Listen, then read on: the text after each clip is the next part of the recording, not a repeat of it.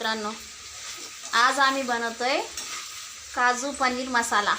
आता याच्यासाठी आम्ही घेतलंय बघा, इथं आहे तुम्हाला दाखवते।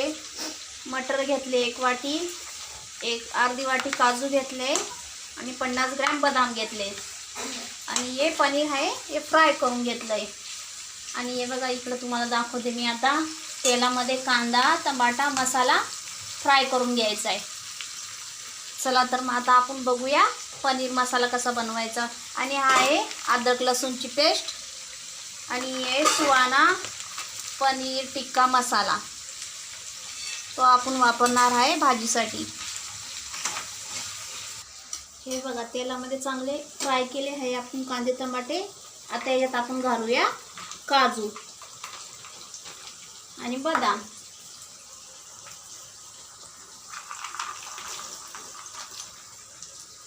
हे पण तेलामध्ये चांगले फ्राय करून घेऊ लाल होईस्तोवर। चांगली भाजीला ग्रेव्ही येण्यासाठी।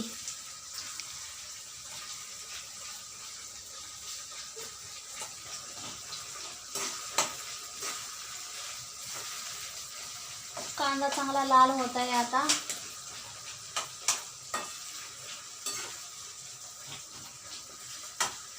हे बघा कांदा आपला लाल झालेला आहे। आता त्याला सगळं काढून घ्यायचं आहे आपल्याला, थोडं थंड होऊ द्यायचं आहे। बघा आपले व्यवस्थित सगळं लाल झालेलं आहे। काजू बदाम पण फ्राय झाले चांगले, टमाटाही चांगला फ्राय झाला आहे। ते आपल्याला आता तेलातून काढून घ्यायचं आहे।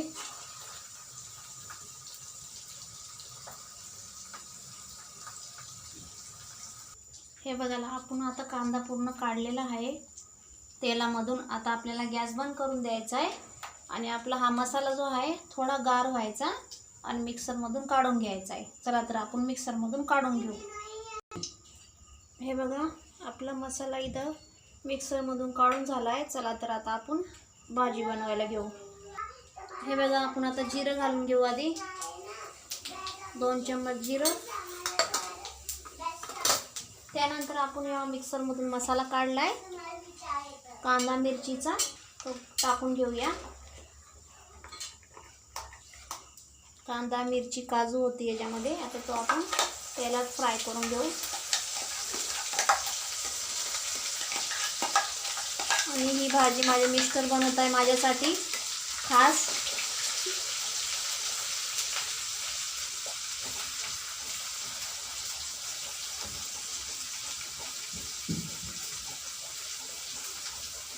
आता हा मसाला लाल होईपर्यंत आपण फ्राय करून घेऊ चांगला।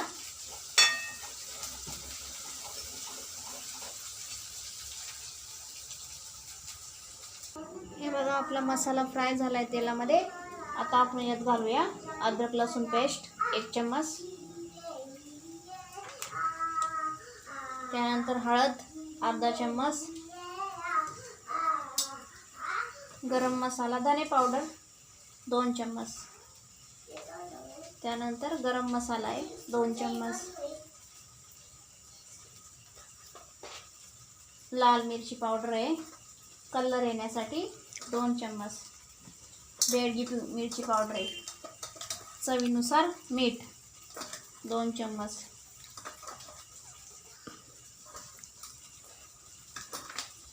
आणि हा आहे सुहाना पनीर टिक्का मसाला।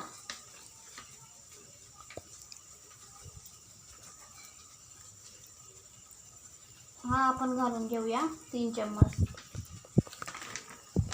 याला चांगलं फ्राय करूया तेलात।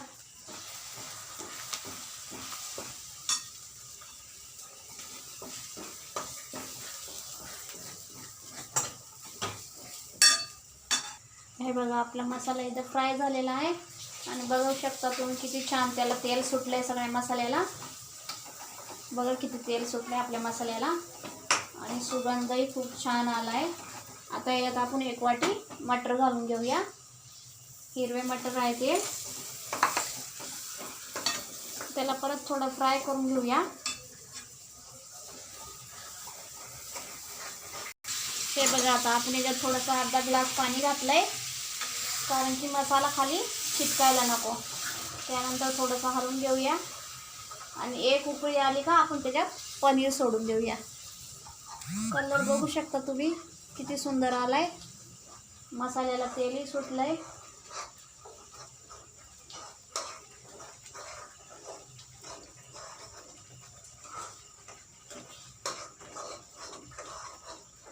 हे बघा आपली आता इथं उकळी आली आहे छान. आता याच्यात आपण जे पनीर फ्राय केलं होतं ते टाकून घेऊया.